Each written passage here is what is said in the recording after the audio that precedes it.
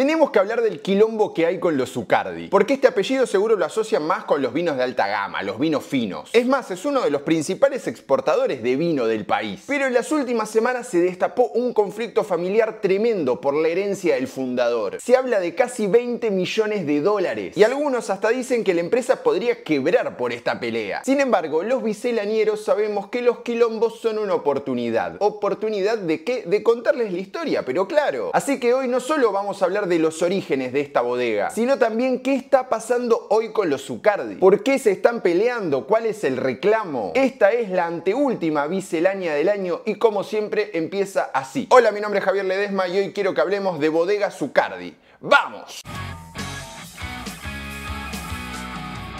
Parecía que se venía un fin de año tranquilo, pero no. Porque a fines de noviembre me encontré con un título de La Nación que decía: el caso Zucardi, un pleito familiar alrededor de la bodega que puede cambiar la historia de las herencias en el país. Y la verdad no podía dejarlo pasar, es el meme de familia, hoy se come. El caso Zucardi versus Zucardi tiene de cada lado de la vereda a dos de los herederos de Alberto, el fundador de la empresa. Y aunque la disputa en la justicia ya lleva más de 6 años, hubo un fallo que hace poco cambió todo el panorama. Se habla de una compensación que con intereses podría llegar a los 20 millones de dólares, que si se confirma esa cifra, bueno, puede complicar un poco la continuidad de la compañía. Además, no estamos hablando de cualquier bodega. Hasta hace unos años Zucardi era uno de los 3 principales exportadores de vino argentino, con Catena y Peñaflor. Cada año produce unas 25 millones de botellas y la mitad de eso lo manda a 60 países. Y a nivel internacional son súper reconocidos con su bodega en Valle de Uco, que ganó 3 años consecutivos el premio al mejor viñedo del mundo. O sea, para que se den una idea, ganó tantas veces el premio que ya no puede competir y está en el Salón de la Fama directo, a ese nivel. Su marca más conocida de todas es Santa Julia, que es uno de los 10 vinos más exportados de la Argentina. Y también armaron un negocio alrededor de lo que se llama como enoturismo. Es decir, viajar a Mendoza, recorrer un poquito y chuparte todo el vino que puedas. 2 puntos, enoturismo. Allá tienen, por ejemplo, un hospedaje, tienen un restaurante y también hace más de 20 años sacaron su propia línea de aceite de oliva. Pero en 1992, cuando Don Zucardi repartió su herencia, bueno, la empresa no tenía ese tamaño. Entonces, antes de meternos en el conflicto familiar, tenemos que ver cómo arrancó todo. Así que, como siempre, empecemos por el principio. Los Zucardi llegaron a la Argentina desde Avellino, que es el sur de Italia, a mediados del siglo XIX. Don Vittorio Zucardi se instaló en San Miguel de Tucumán y ahí tuvo a su hijo Ramón Conrado Zucardi en 1894. Pero el protagonista de nuestra historia es Alberto Zucardi, el hijo de Ramón, que nació en 1921 también en Tucumán. El señor estudió ingeniería civil y unos años después de recibido fundó una empresa que fabricaba bloques de hormigón. Al principio se llamaba Durablock, pero después la rebautizó como Simalco S.A. La compañía, por ejemplo, hacía caños de hormigón para desagües, después también hicieron todo un sistema para construir viviendas con bloques de ese mismo material. Y don Alberto se mudó a Mendoza para buscar oportunidades para su empresa y ahí conoció a Emma Cartelone, cuyo apellido quizás le suena al mundo de los negocios. Ella era hija de José Cartelone o Giuseppe Cartilone, que era un siciliano que llegó a la Argentina y en 1918 fundó su empresa constructora del mismo apellido que tenía él. También Cartelone después estuvo metido en otros negocios. En verdad su hijo Gerardo, por ejemplo, estuvo en el agua Villavicencio, tuvo el vino Sumúa, pero eso es tema para otro video. En los 60 Alberto Zucardi lanza algo bastante innovador, que era hormigón al vacío y precomprimido. Con eso se le ocurrió que podía armar todo un sistema de riego con caños subterráneos parecido al sistema que se usaba en California. Como sabemos, Mendoza tiene un clima árido, seco, de poca lluvia, entonces eso podía ser un buen negocio para la cosecha. Así que a Zucardi se le ocurrió armar una especie de showroom para mostrar su invento. Entonces compró una parcelita de tierra en Maipú, en Mendoza, ahí plantó uvas y entonces mostraba cómo funcionaba el sistema de riego. Pero al tipo le empezó a gustar el tema de los viñedos y se terminó enganchando más con ese negocio que con el original. En 1963 Alberto Zucardi creó la Agrícola S.A., que era la empresa con la que se iba a dedicar a los viñedos, al vino. Esta sociedad, la Agrícola S.A., es la razón social con la que hoy funciona lo que se conoce como Bodega Zucardi, y esto va a ser importante para lo que vamos a ver después. Al principio hacían lo mismo que hacían otras empresas del rubro, que era producir vino de escasa calidad, venderlo a granel y sin marca. Unos años años después al proyecto se sumó José Zucardi, el hijo de Alberto, que había estudiado algunas materias de ingeniería química. Pero para los 80 se produjo la gran crisis de la industria del vino en Argentina, que los obligó a dar un giro en el negocio. En esa época se derrumbó el mercado interno, hubo caída del consumo, caída de precio. De 350.000 hectáreas de viñedos se pasó a 1/3 de eso nada más. Dios, qué mal estoy de pelo. Se había agotado ese modelo masivo de baja calidad, entonces hubo un giro desde las empresas a un vino de más calidad pensando en la exportación, en el mercado externo. Los Zucardi en 1981 habían sacado su primera marca, que era una damajuana con el nombre Uvas del Sol, y empezaron a experimentar con algunas uvas que no solían utilizarse para vinos finos como la del Tempranillo, para justamente hacer productos premium. José, el hijo de Alberto, en 1985 toma la dirección de la empresa y la lleva por este rumbo, porque en los 90 con la convertibilidad ellos fueron descubriendo el mundo y viendo lo que había afuera, entendiendo el mercado externo para poder adaptarse a eso. Y en 1991 Zucardi lanza el vino Santa Julia, pero no acá, primero lo exportó, lo lanzó en el exterior y recién en el 96 lo sacó en el mercado interno. A su vez, en 1999 presentaron el Q Tempranillo, que era como su apuesta en lo que era el mercado de alta gama. En tanto, los hijos de José, Sebastián, Julia y Miguel, se fueron sumando al negocio. Por ejemplo, Sebastián en 1999 empezó a desarrollar toda una línea de espumantes y hoy él es la cabeza de la bodega. Dato de color, Sebastián Zucardi también es socio del Vermú La Fuerza, que tiene también un local ahí, un bar en Chacarita, y se hace con el vino Zucardi, el Vermú. Julia, la hija del medio, se hizo cargo de la parte de hospitalidad, con el hospedaje en 2001 y el restaurante en 2003. Por si se preguntaban, sí, el vino Santa Julia se llama por Julia, la hija de José. Y Miguel, el más chico de los tres, fue el que propuso la idea de producir aceite de oliva en 2004 con las marcas Zucardi y Suelo. De esta manera la bodega se transformó ya no más en una bodega, sino más bien en un grupo con varios negocios. Y en 2015 dieron el gran salto con la construcción de la bodega de Valle de Uco, que demandó una inversión de 10 millones de dólares. Ahí se concentran en sus vinos de alta gama, como es el Q, como es el Z o el Emma y Tito, que se llama así por los nombres de los padres del fundador, un homenaje. Y esa es la bodega que ganó 3 años consecutivos el premio a la mejor del mundo. Pasó de exportar a 30 países en 2004 a duplicarlo a más de 60 20 años después. Y solo de Santa Julia factura más de 13 millones de dólares por año en exportación. Me encantaría poder darles datos más técnicos de los vinos, pero la verdad no tengo ni idea del tema. O sea, yo cuando quiero girar la copa, viste, para oxigenarla se me cae el vino, así de burro soy. Pero bueno, lo único que sé es tomarlo. En eso soy un fenómeno. Ahora bien, dentro del negocio del vino hay una gran grieta entre las empresas y José Zucardi fue protagonista de la división dentro de esta industria. En 2020 a José lo nombraron como presidente de la Corporación Vitivinícola Argentina, más conocida como COVIAR. Este es un organismo público-privado que lo que hace es articular acciones para promocionar la industria nacional del vino. Por ejemplo, el plan estratégico de COVIAR tiene como objetivo llegar a los 1.000 millones de litros de vino en el mercado interno y a los 1.000 millones de dólares en exportaciones para 2030. Pero no todos en COVIAR estaban contentos con la elección de Zucardi. Los principales detractores y críticos eran los de Bodegas de Argentina, que es la cámara sectorial más importante del vino y además donde están los peces gordos más gordos del negocio. O sea, para que se den una idea, es la cámara donde está la bodega de Bulgeroni, la bodega de Pérez con Punk, están también los Bember con Peñaflor, está Luigi Bosca, está Catena, está